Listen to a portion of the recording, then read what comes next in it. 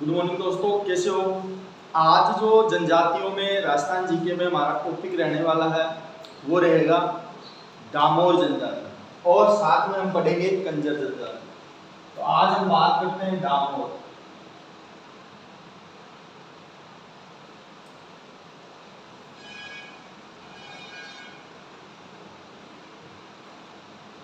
डामोर जनजाति डामोर जनजाति की अगर बात की जाए या आपसे पूछ लिया जाए कि डामोर जनजाति सर्वाधिक कहाँ मिलती है राजस्थान में, तो सर्वाधिक मिलती है डूंगरपुर जिले में। कहाँ पे मिलती है? डूंगरपुर जिले में। इसके अलावा इसका जो मुखिया होता है, डामोर जनजाति का जो मुखिया होता है उस मुखिया को हम कहते हैं मुखी। क्या बोला जाता है? मुखी बोला जाता है, ध्यान रखना। इसके अलावा इनमें होली पर आधारित एक प्रोग्राम होता है, होली पर आधारित कार्यक्रम, उसको हम कहते हैं चाड़िया। डामोर जनजाति में होली के दिन जो एक प्रोग्राम किया जाता है उसको हम क्या बोलते हैं? चाड़िया। इसके अलावा इनका मेला लगता है, दो मेले हैं इनके।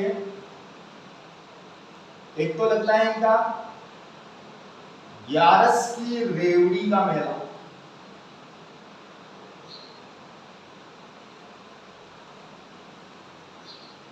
ग्यारस की रेवड़ी का मेला। ग्यारस की रेवड़ी का जो मेला लगता है वो लगता है डूंगरपुर में। कहाँ पे लगता है? डूंगरपुर जिले में, राजस्थान में। जबकि इनका जो दूसरा मेला है छेला बावसी का मेला, छेला बावसी का मेला, ये इनका लगता है पंचमहल गुजरात में। कहाँ बताया गया है? पंचमहल गुजरात में। और इसी मेले को हम डामोर जाति का कुंभ कहते हैं, डामोर जाति का कुंभ। ध्यान रखना, पंचमहल गुजरात में ही मैंने आपको बताया था कि जो हमारे शहरीय जनजाति है उनका भी मनखारों मेला लगता है, सॉरी ग्रासीय जनजाति का मेला लगता है जिसे हम मनखारों मेला कहते हैं, उसको हम ग्रासीय जाति का कुंभ कहते हैं। जबकि पंचमहल गुजरात में छेला बावसी का जो मेला लगता है वो डामोर जनजाति का कुंभ कहलाता है। इसके अलावा इस जनजाति में पुरुष स्त्रियों की तरह कपड़े और गहने पहनता है।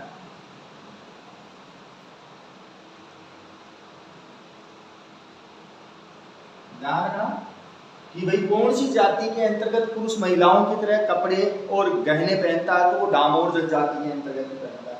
इसके अलावा इनके गोत्र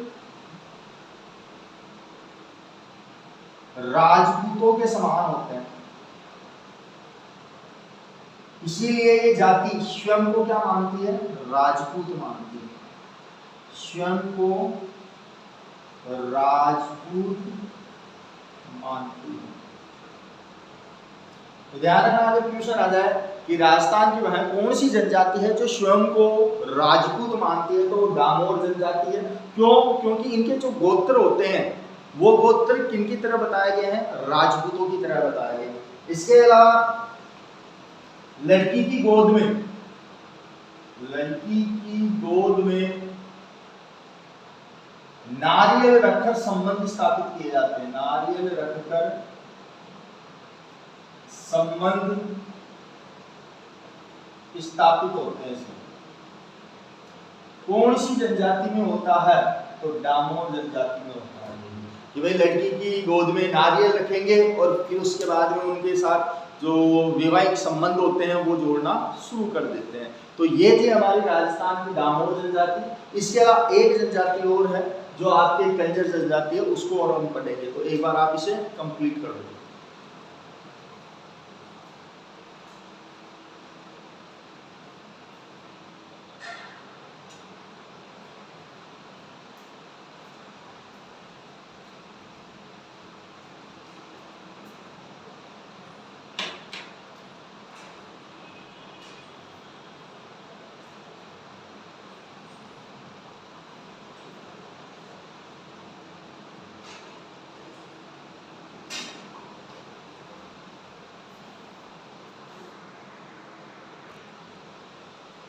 आगे डामोर के बाद में जो जनजाति आती है वो आती है कंजर जनजाति। तो देखो कंजर जनजाति को सर्वाधिक मिलती है, वो मिलती है हाड़ौती क्षेत्र में। कौन से क्षेत्र में? हाड़ौती क्षेत्र में। अब हाड़ौती क्षेत्र के कौन से जिले में ज्यादा मिलती है? तो ध्यान रखना कोटा जिले में सबसे ज्यादा है। बाकी हाड़ौती क्षेत्र में आपके कोटा, बूंदी, बारा और झालावाड़ जिले भी शामिल है। लेकिन कंजर जनजाति की अगर बात की जाए कि सबसे ज्यादा कहाँ मिलेगी, कुछ राज्य जिले में मिलेगी, तो वो मिलेगी अपने को कोटा में। इसके अलावा इनकी उत्पत्ति इनकी हुई है कानन चोर शब्द से। कानन चोर शब्द से, जिसका अर्थ होता है जंगल में विचरण करने वाले या घूमने वाले। तो कानन चोर का मतलब होता है जंगल में विचरण करने वाले। जंगल में विचरण करने वाले लोगों को ही हम क्या मानते हैं? कंजर जनजाति के। तो ध्यान रखना उत्पत्ति किस शब्द से हुई? तो कानन चोर शब्द से, जिसका अर्थ क्या बताया गया हमें? जंगल में विचरण करने वाले। इसके अलावा इनका जो मुखिया होता है, मुखिया बोलते हैं पटेल को। मुखिया को क्या बोला जाता है? पटेल। जबकि इनकी आराध्य देवी होती है चौथ माता। आराध्य देवी चौथ माता। और इन चौथ माता का जो मंदिर है वो है चौथ का बरवाड़ा सवाई माधोपुर में। चौथ का बरवाड़ा सवाई माधोपुर में, ध्यान रखना इसमें। और चौथ का बरवाड़ा अगर पूछ ले कि किस चीज के लिए फेमस है, तो शीशे जस्ता के लिए भी फेमस है, क्योंकि यहाँ पे भी शीशा जस्ता की खान है। इसके अलावा चौथ माता का मंदिर है जो किनकी आराध्य देवी है? कंजर जनजाति की आराध्य देवी है। इसके अलावा अगर हम बात करें तो प्रमुख नृत्य हैं चक्री नृत्य और धाकड़ नृत्य। कौन से दो नृत्य इस जनजाति द्वारा पूछे जाते हैं एग्जाम में? तो ध्यान रखना, एक तो होता है चक्री नृत्य, एक होता है धाकड़ नृत्य। दोनों ही किसके द्वारा?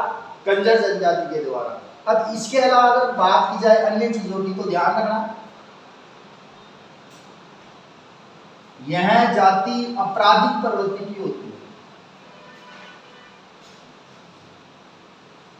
आपराधिक प्रवृत्ति की होती है।